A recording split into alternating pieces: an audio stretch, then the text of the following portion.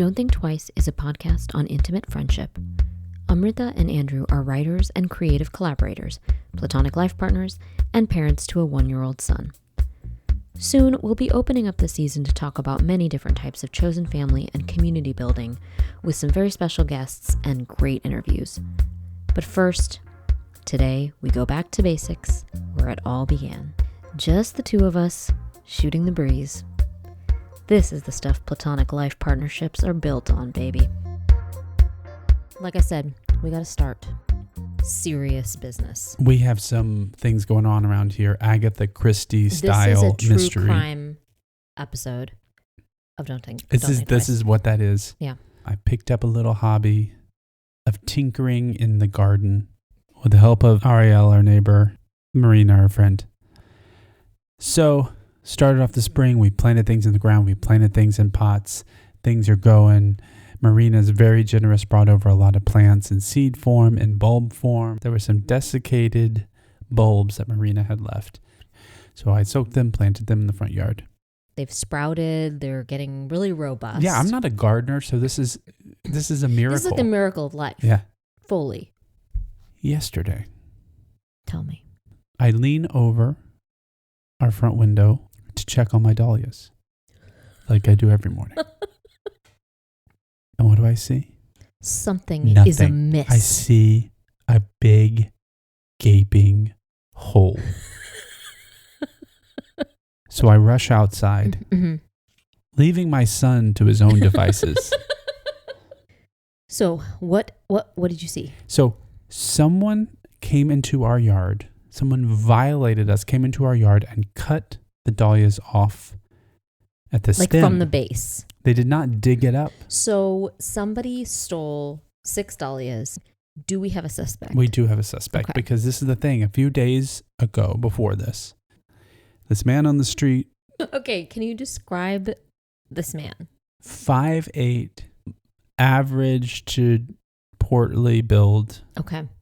Dressed like a Mormon missionary.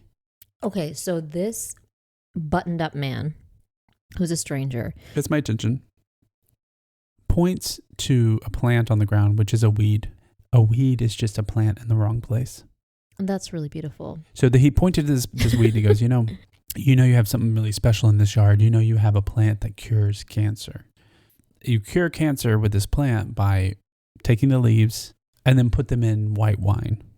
See, I thought he was going to make a standard like tea. a tea, a tincture. And then he says, no, but then you just drink white wine every day. So you didn't think twice about this, so to speak, until the dahlias were gone missing. And then he became public enemy number 1. So I think he came back in the middle of the night. But, okay. But under cover of darkness. And he took my fucking dahlias to make his cancer wine. Okay. So this is my theory. Either he saw the weed, thought it was a cancer thing, came in later at night and was like, oh, they're the bigger, better leaves in the back corner. I didn't see those because they're hard to see from the street. Anyway, the dahlias, I feel violated. I know you were devastated and like truly. I tried to talk to you about something else in the aftermath, and then you like looked up like bereft, and you were like, "I'm sorry, I have to admit, I was not paying attention to what you were saying." Because well, see, the one thing is, you know, all the gardeners listening can understand this. You know, plants die, and that's just something you have to accept in this. Right. In this world, this rough and tumble world of gardening. What is hard to accept is when a plant is thriving. Which is, those plants were thriving. They were where they belonged. Yeah. And someone comes along. And cuts them down in their prime. So, it's been a tough week. I really have this problem where I'm really bad at, I can't photograph well. I was trying to take some pictures of myself to illustrate the hair situation. I was trying to I wanted to send it to my hairdresser and be like, do you think I can come in and get my hair done? Like my hair is growing out in this weird way. But then of course I didn't end up sending her these pictures because this is like the best I could do. There's actually a whole bunch of them.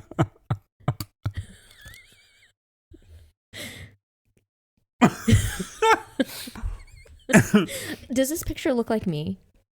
Be honest. Is this what I look like? This was me trying to be sexy. I was like, okay, I'm going to make like a cute face. I'm going to try to make a cute face. I won't look at the camera. Well, that's a whole different conversation about what you think is a sexy face. That's it's tragic. Not very friendly. No. Okay. First of all, this is not what you look like at all. Thank you. That's really all I wanted to hear. Because it's I'm really stunned tragic. because it's like... Wait, that's the best one. Isn't that one good? Is that not good? You're literally speechless. What time of day was it when you took this? Where were you? You're on the train. I was on the train. It was probably 5 or 6 p.m.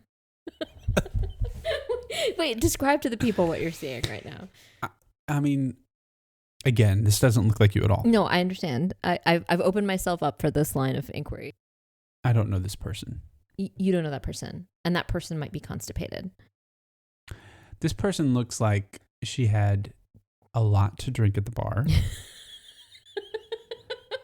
It's like a little disheveled. No, okay, so but in terms of the facial expressions, like you and I got some professional photographs done. Mm-hmm. So all those professional pictures of me, when I knew that I was being photographed, yeah, it's like all the pictures of you look so relaxed and like you're really like giving eyes at the camera and stuff. Well, remember we all judge ourselves more harshly than we do other people. I look at those photos and of myself, I'm like, oh, I wish it was different. Yeah, but did you see the ones of me? I did. I'm not. They don't look like you. Yeah, that's what I'm saying. saying. And you're clearly uncomfortable. I look so uncomfortable. And then and the last time we got professional photographs done, the photographer was like, "Can you not do that with your face?" And I was like, I literally don't know what I'm doing with my face. I need like a youth. So I don't need to look younger, but I do need to know how to do my makeup like people do now. Because I've been doing the same makeup since 2004. So makeup wise, I need like a Gen Z consultant, and selfie wise, I need a Gen Z consultant. But I don't need to look younger. I need to look my age. I've never thought your makeup looked bad. That's very nice, thank you. But yeah, but when you take photos, you definitely there's a tense up. Yeah, it's a different person. I don't know who she is. I mean, I'm also very uncomfortable getting you're talking to someone who also hates it, so I can't really help. But you're good. You're good. Your photos were good. They were like something that you'd put on a book jacket. Well, thank you. But I'm also uncomfortable and I don't have any advice. Okay. Except to say that these pictures don't look like you. Yeah, thank you. Thank you. That truly does help. You know, New York is great and has a lot of performance spaces that are just not optimal. They've just been around so long. It's really hard to like. Either they've been around so long, or you're trying to like retrofit something into a space where it's like not suitable for what it is. I went to Roisin Murphy, who was a great artist from Ireland. Actually, was at a new venue here in the city, the Paramount Theater, which is a new venue in the sense that it just opened. Very old and historic. This is beautiful. The show was great. The whole vibe was great, but there was this contingent of people at the very front row, and it made me think about people who make it to the front row in general admission concerts. Yes. And how much I'm not that person. Really it's a personality type. This is actually, don't tell me your zodiac sign. Tell me like, where do you go? You walk into a venue. Oh, right. Where do you go? Right. You, Andrew, are kind of more of like if I can find room, that's the best thing. Like room to dance is the best thing. But barring that, it's like, let me be in a place where people aren't going to jostle me with their elbows when they walk by. Right. Which would be a bathroom path and a bar path. Yeah. Get out of that. Yeah. I mean, it's ideal if you're going to be at a show that's not that dancey to have something to lean on. I feel like my strategy is because I'm shorter, I want to like find the right pocket to be in where I can sort of like navigate seeing through. How can we solve this problem? Short people? What do you mean? Oh, like sight lines at a concert? Sight lines and like, you know. I mean, there's just not really that great of a way to do it because unless you like you like segregate the tall people in like a tall people section. I feel that tall people feel very self-conscious that they are blocking a view. See, I think you think that because you're tall and you're sensitive to not wanting to And block I know other my people's brother feels very No, sensitive about it. But I'm telling and he's you very that tall. it happens to me all the time that I'll just be standing there and I have like, there's plenty of room, and then like a whole grove of like tall people will come and just like stand directly in front, like 6 inches in front of me. And I don't think that they have even the slightest notion that they're blocking anyone or care. Yeah, and okay. I'm sympathetic. I am obviously. Because what if you're tall and you have really poor sight? Okay, that is not what's happening here, Andrew. I think that's what's happening. I think the people who are blocking like you are actually really tall people. Blind tech bros. Yeah. That are no. You need to have more compassion. But you're kind of blind too. No, I'm not. Wait, what are you talking about? You have a hard time reading things from a distance. I do, but I've never been to an eye doctor, so I don't actually know. And this is one of those instances where I'm kind of like, if I am told that my eyesight is bad, then I'm going to have to do something about it, and then I'll have to accept that my eyesight is bad. But if no one ever tells me, then I can just live in the delusion that I have great vision. Okay, well, there's some science that I heard about this week. There's some science that shows if you just think about your muscles, if you think about a particular muscle on your body, it will grow consistently, it gets bigger. No. Yes. So maybe there's something to it. Take with that what you will. Anyway, I think that maybe if it works in that direction, that if you think about your muscles, they'll get bigger. That if someone tells you have bad eyesight, then it gets worse. So front row people. Oh, yes. Oh, right. I don't think, okay, I've been to a lot of concerts. We've both been to a lot of concerts in our life. And I've been lucky enough to see lots of artists that I feel really strongly about. And I cannot think of any artist that I feel so strongly about that I would fight my way up to be in the crush at the very, very, very front. And we have to, of course, use the Dolly Parton exception for this because she's an exception to all things. Yeah. So I think it, for me, depends a little bit on what genre we're talking about. Mm-hmm. Because Roisin Murphy that I saw was a dance artist. He's like cool house music stuff. Mm-hmm. So she's like moving in these cool, interesting ways. Like her shows are really smart and really good.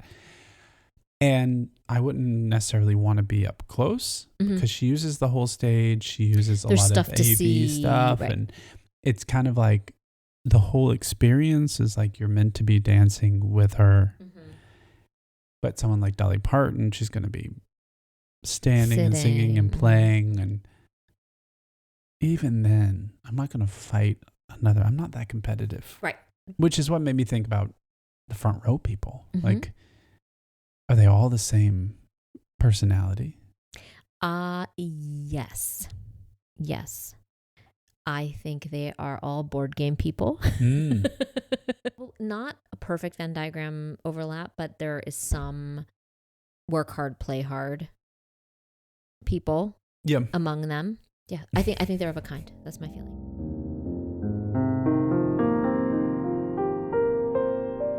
Okay, wait. Let me ask you this first. Stupid question first or serious topic? Serious. Okay. Like a week or two ago, we were hanging out with a friend. You were posing this hypothetical about what advice would you give your younger self? And you were talking specifically about like dating advice. Yeah, that's right. Or like advice about love. What would you give to your younger self? I think we said, I don't know, what did we say? 25 or 27-year-old self or something. And I refused to answer the question. Like I was like, I couldn't do it. I just wanted to return to that subject and see whether I could give a more honest answer to that question, because I was unable to actually have that conversation in good faith. And I think that you sensed that, and you were like, are you serious? Like you wouldn't say one thing to yourself? You said, no, I wouldn't. I said, no, I wouldn't. You said, what do I have to say? And so I struggle with this because I do feel like in terms of like my dating life and my love life, I actually want like the 47-year-old version of myself to come give me advice. You know, Mm-hmm. I don't feel like I figured anything out. Do you have to have growth to give advice? The only way that you can give advice is if you have figured something out and gained some wisdom or something, that you're in a position to give advice. I'm still in some ways in the same boat of like, oh, I want to date. I'm not dating. There's still certain things that are hanging me up. And then that feels bad because I'm like, oh, have I like not made any progress like in 10 years, more than 10 years? And so then that makes me feel bad, Right. you know? Right. So I did want to return to it because I felt like I was being kind of a dick about it because it was a sore Sore spot. subject, yeah. I'm monologuing a lot here, but do you recall what it was that you said to yourself? I'm trying to think back. I don't immediately remember. I mean, I know the conversation, I sort of was very flexible in my advice. I said something about not worrying about money so much. Yeah, so just advice in general for your So it sort of became a little more general, not to, focus on you too much. But why does there have to be growth for you to sit at 38 years old and turn around to your 20-something-year-old self and say, give a piece of advice? I was trying to reflect a little bit on this question, like why it raised my hackles, and our friend, was saying like, she's like, don't you hate it? Didn't you hate it even then when like people who didn't get it gave you advice? Like, so you get it. You get it. You were there. So now, like, if you were confronted with that version of yourself, like, don't you think you could give that person better advice than all the people who gave you like smug married people who gave you shitty advice at that time about being single? And so I actually really understand what she's saying, but I also am like, I don't know. I don't know. I have a hard time answering that. But it's like thinking a therapist must be a perfect person in order to be a therapist. I was thinking about two things. Well, first of all, I would want to tell my younger self that I had social anxiety because I think like I was so petrified about certain things, but I was so at ease in a lot of social situations that I never identified that like, oh, I have anxiety, or like this is like a problem. And it really did get in my way in a lot, because like now when I look back at that, I'm like, there's so much crazy stuff I did to like avoid certain social situations, or to like remove myself, even if nothing was like going wrong, that I would remove myself from a social situation before I might even be able to meet somebody, or, whether it's romantically or otherwise. And I think it would have been helpful actually for someone to just be like, it's a problem, so you should deal with it. You've seen me sometimes like in that era, like, but while I was still dealing with like having social anxiety, where I'd be like trying to go on a first date and you would see me beforehand and I would be like in shambles. Yeah. I mean, like physically, like couldn't hold it together. Right. So, and just every time. Yeah. Because like if you know that every time you're going to go on a first date that you're like going to be shaking and shambling and freaking out and can't eat, and like who's going to want to do that? Who's going to put themselves in that position? And like that's a good point. The craziest thing was when people would be like, oh, it's like fun. Like fun, dating is fun.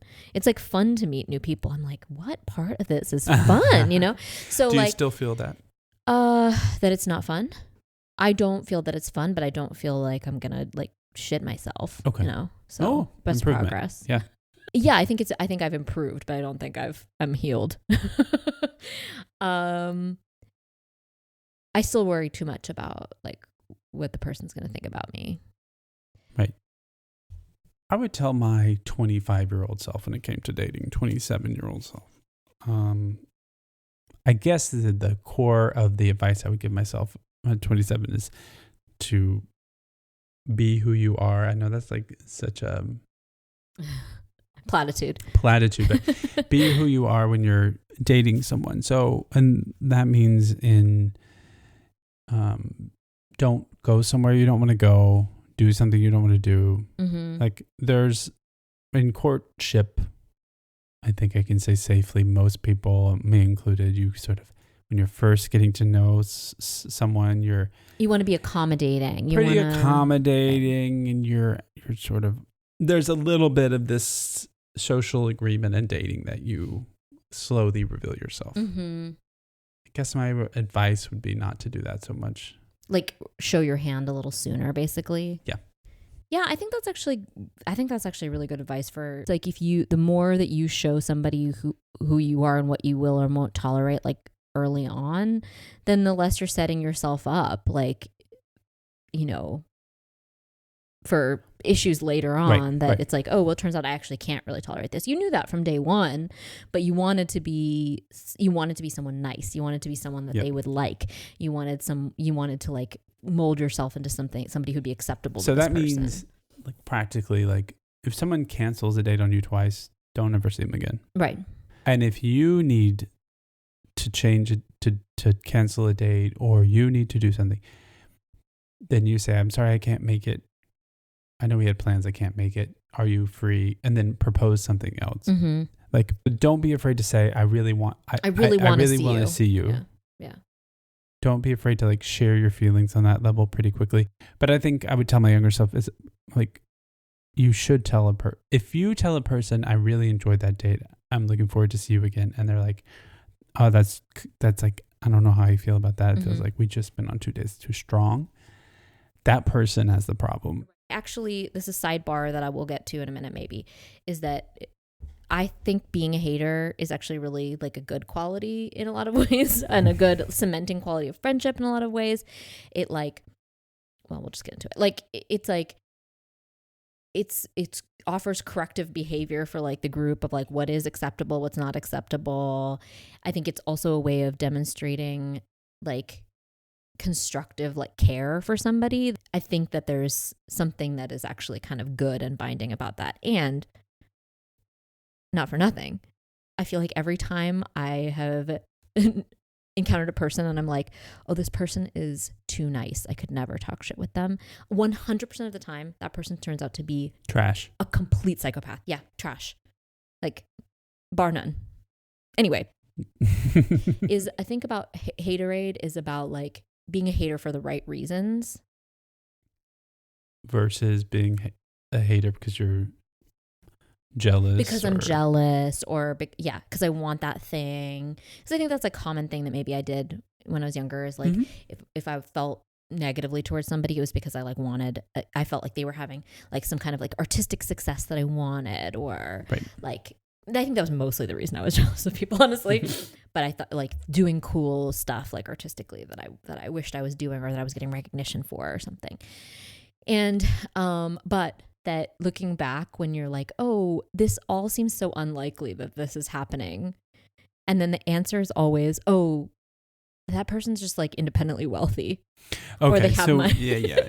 You know, so it's not even really being a hater. It's, like, sort of identifying the reasons for why things are happening, and that it's not always that, like, you're undeserving and that person is more deserving than you, or, like, I don't know, you know. Well, I know the piece of advice is that if something doesn't make sense, that's because there's something you don't know. It's not because that person has, like, a piece of magic or ability that you don't have. New York in your 20s, it's just like, we were working in, like, the arts, which doesn't pay anything. And then, and then someone we'd be working with, like, has this, like, fabulous life, and all of a sudden is, like, doing these, like, fabulous things. And it's like, but we worked, like, across a cubicle from each other. Like, what did, like, I miss? I know you're also an assistant, right? Yeah.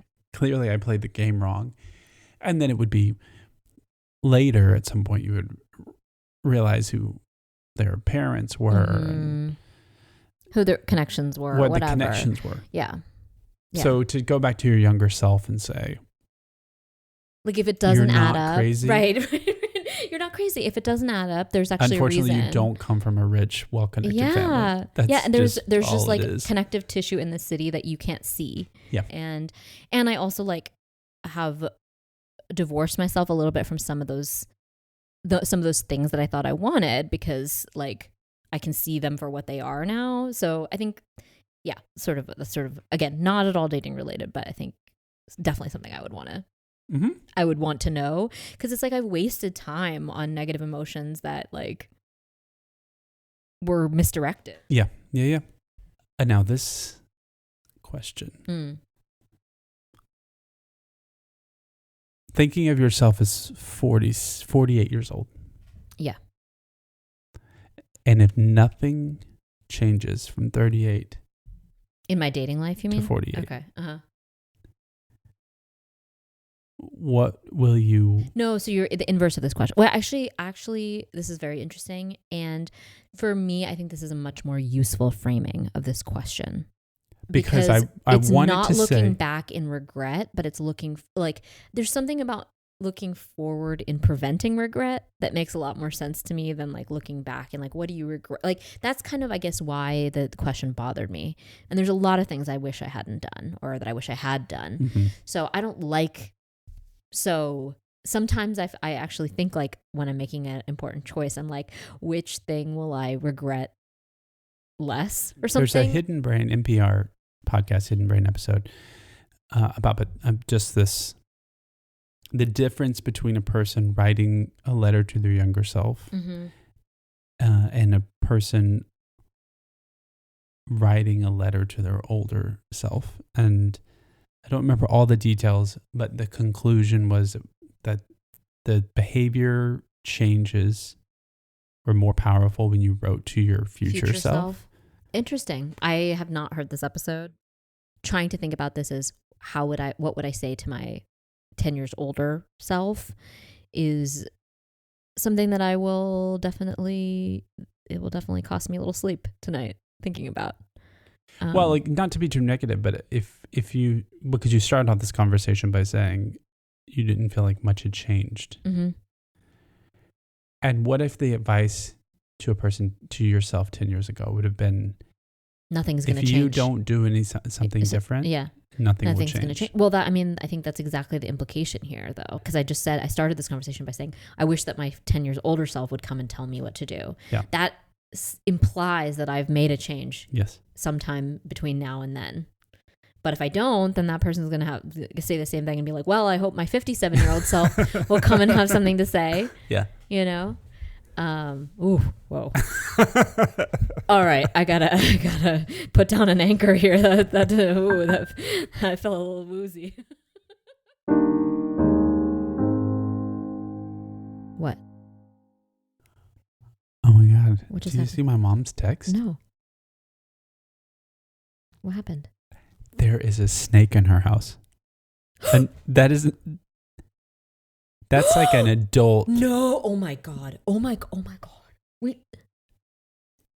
That thing is like a huge snake, and it's like threaded through the arms of this figurine in her house, like a giant black snake. Oh my God. It's huge. Oh my, wait, your mother was chased by a bear today and now there's a snake in her house? I think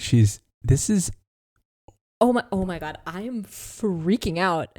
My brother says it's a black snake, not poisonous, and keeps mice away. Oh, okay, well in that case. Probably lives under your den. My mom says, I don't give a shit. What? Where the fuck it lives, get it out of my house. Wait, so what is she going to do? What is she doing? Is she calling animal control? Her brother is coming over. Her 64-year-old brother. Okay, yeah. So he's gonna St. Peter that shit out of the house or whatever? She said she heard it last night while she was working. No. But she thought it was in the wall. Oh my God. Oh my God. Oh my God. Oh my God. I'm not even scared of snakes, Andrew. But if I heard a snake while I'm sitting there typing away, and she was working on what she was working on, our taxes. Yeah. Is that a sign? Anyway. What were you saying? Oh my God. Who cares?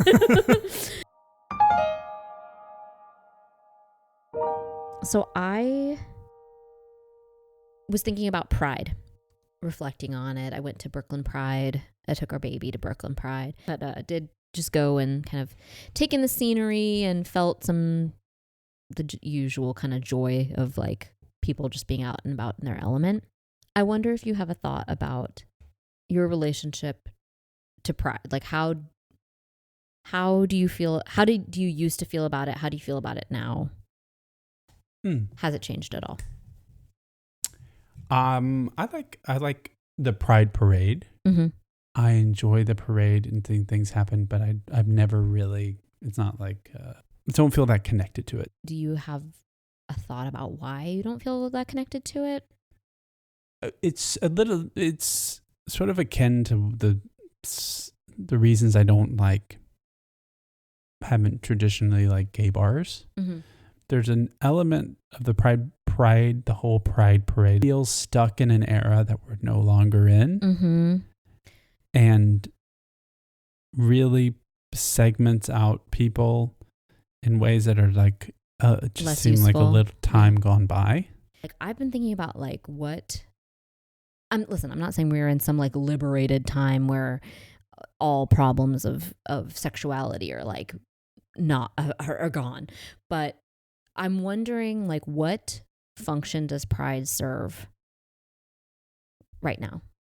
A lot has moved really fast since 2012, basically, like, or I guess since before then, like marriage equality, all these things, and like teenagers, like your nieces, like are growing up even in like conservative parts of the country, are growing up around everyone else in their high school is like, oh, I'm figuring out my gender. I'm on this, I'm on this sexuality spectrum. And it feels like there's just so much more of that happening in the conversation for young people.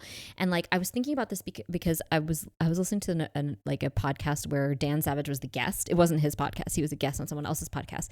And he was talking about how he's like, for queer people, the essential binding element that all queer people share is a coming out story. Mm-hmm. But is that true anymore? Is that a binding factor of all queer people now, is that there's like a coming out story? It was one of Ariel's friends when we were on this trip. She was saying that this woman was saying that her son had like his first sex ed class at school, came back from school, told her, oh, we learned about X, Y, and Z. And, I haven't really decided like who I don't really know who I'm attracted to yet. It hasn't bought, and like in a way that it hadn't occurred to him that the choice that he might make there, or the feeling that he might have about that once he does start to have those feelings, that anyone would have any feeling about it whatsoever. That's interesting. Again, the coming out story is not something that exists anymore. If that's true, then like what? I'm not saying that I love Pride. It's like one of the best days in New York, honestly. Like, but I do have this thought about like what is it? Who is it for, and what is it for? What's great about the Pride Parade is that it is wild what people are wearing, wild what people are doing, to the point where it feels like if you were to present the way people present during the Pride Parade in any other time of the year, it would be inappropriate. Yeah. Sexuality is this sort of binding agent to Pride, but it's really, Pride parades across the country have had this problem recently where there's a lot of criticism about them not being family friendly, right, about all of it's that. It's too sexy. Keep all your of sexy that sexual stuff right. Being inappropriate, and that we're really here to celebrate just love and inclusivity, which is like coded for Protestant sort of ideals of regressive really politics, prudish displays of conservative values. Ironically, I think about that a lot. Like what are we celebrating? What are we leaning into? And it goes back to like marriage equality, and that is great, and that you can be recognized in the eyes of the law equally. But it doesn't mean that we have to head toward the same understanding of what that means. I had a conversation with Sarah Schulman about our film last year, or 2 years ago when we were coming up with the script and coming up with ideas. And that's something that she said that really stuck with me, was about how marriage equality, of course, is like a really good thing. She said it much more eloquently than I'm about to say, but that things like that kind of slow the movement. And slow down like radical progress in a way where you get the thing that is like the normative thing. So it's like queers, they're just like us. Right. Rather than the mainstream thing isn't actually the thing to aspire to, isn't the only thing to aspire towards. Not that it's not the thing. It's a great thing to aspire towards, but that there are so many other ways of being. Yes. And instead of expanding those definitions, what we're doing is saying, oh, well, queer people can fit into that box too. Yep. So they should. And So they they should do it in the should. same They should. appropriate way. And behave in the same regressive, like, you know. And so when like Pride comes around, it's just kind of a moment where you see all of it in one place. Mm-hmm. People living radical queer lives, and also gay people living very regular Quote lives. unquote conventional. Yeah. And it's a great day, and it's great to have them all together, but it does seem like there are layers. One silly thing and then we can be done. Okay. It's a matter of vindication. Like, isn't it the best feeling when you're like turned out to be right about something? No, I don't like that feeling. You don't like the feeling of having been right. No. That is bullshit. I mean, I like the feeling of being right if I'm right, but I don't like the feeling of vindication. What I'm trying to say is, like, isn't it nice when you are like ahead of the curve on something? But like, I feel like there's been these instances where you've been like, you know, it turns out that like everyone says you should eat breakfast, but like, I just don't really feel that good when I eat breakfast. So I'm just going to start eating like at noon or 1. And then it was like 6 months later, it was called intermittent fasting and like everyone was doing it. It was so weird. I was right. I knew this, even though everyone told me I listened breakfast to my is body. the most important meal of the day. See, look at your face. That's a face of vindication, though. I always listen to my body. The reason I actually thought of this was something very stupid on my part, which is that I went to go see this movie Hitman, and it was fine. It was like a fun enough movie, but like I was texting my friend and like on the way home, kind of a little drunkenly, being like, we were in on the ground floor of Glenn Powell, and now everyone in America thinks that he is so full of charisma. And we knew it in 2016. We were there. We said, maybe his eyes are a little close together, but his natural charisma more than makes up for it. There are a couple of fashion things, and I don't consider myself a fashion... Easto. Yeah, but 2013, summer of 2013, when we were vacationing in Berlin. In Berlin, I wore shorts with long socks. I remember being like, I feel like shorts and long socks is like gonna be cool. Kind of be cool. The next summer, people were wearing shorts and long socks. They still wear shorts and long socks now. But if you can think back, 2012, people were not wearing shorts and long socks. No. There's that. So what's the thing that you think right now that you're ahead of the curve on? Is there something that you're doing right now that you're like, everyone's gonna be doing this? I'm wondering how close we're gonna get to.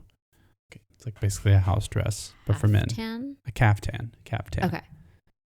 Well, because like a couple years ago, you were like, I'm gonna start a caftan business, gabardine, and like formal like wool caftans for winter. Yeah. So I think that might be on the horizon. So the other day. Last week, maybe the week before, I was going to meet friends for dinner and then go see a friend of ours who was DJing. And so I needed to like wear a certain type of fashionable Brooklynite. So I cobbled together something and got on the train and went to Williamsburg, came out of the subway, looked around. People look like trash. I didn't look great either, but I fit right in. Well, the reason they look like trash is because they have like, it's like no point of view. This fashion these days, like we're in a moment where there's like no point of view, and it's like, and it's also doesn't fit anybody. And I'm not talking about being too big or too small. It's just like cuts people up at weird places. I God help these people. I don't know what they were doing on Governor's Island dressed this way, but when I was doing my like performance art piece on Governor's Island, the going out shoes were mules, otherwise known as the most fucking uncomfortable shoe. There's nothing about it that is no stability. It's just flip flopping around, flapping. Yep. And it also in the city, like, why would you subject your foot to something that is going to like slap city right. juice up into the bottom of your foot and up your calf? It's disgusting. And square toes and kitten fucking heel. Yeah. Like, so in a bad fashion moment, and I was at the restaurant, I looked to my left down the street, and there was this very cool couple, tatted up, wearing fashion, still look like sort of silly and stupid legs that were all tatted. He did have legs, and they were all tatted. Then and boxing shorts. The sidewalk there was a little narrow, so I was like, let me just wait till they pass. So I'm just watching them pass, and they pass by, and I'm able to hear their conversation. And these two people who have taken so much time clearly to dress themselves, walking in Williamsburg in Brooklyn, looking very cool, both smoking cigarettes. What are they talking about? They're talking about their different Slack channels at their job at Salesforce. So I shoved them both in the traffic. They were hit by a taxi and died. This is what I was hoping for an ending for this tale. It's no better than they deserved. I mean, there goes the neighborhood. Yeah. And there goes the city. There goes the city. Oof. Thank you so much for listening to Don't Think Twice. Remember, haterade is the social glue that keeps our society together. The best way to keep up with us is via our weekly newsletter, Emergency Contacts. Sign up via our website, vjandstevens.com, or at emergencycontacts.substack.com. If you enjoyed this episode, there are some 40 episodes of what we call Season 0, with so much more foolishness and hilarity. This season, however, in the episodes ahead, we'll be speaking with folks about friendships and community for elderly New Yorkers, speaking with authors who've released new books on friendship and on communal living, and we'll talk chosen family for queer nightlife performers. Vijay and Stevens is a creative consultancy founded by platonic life partners Amrita Vijay and Andrew Stevens. Their work celebrates the beauty of living authentically and building community with imagination and humor.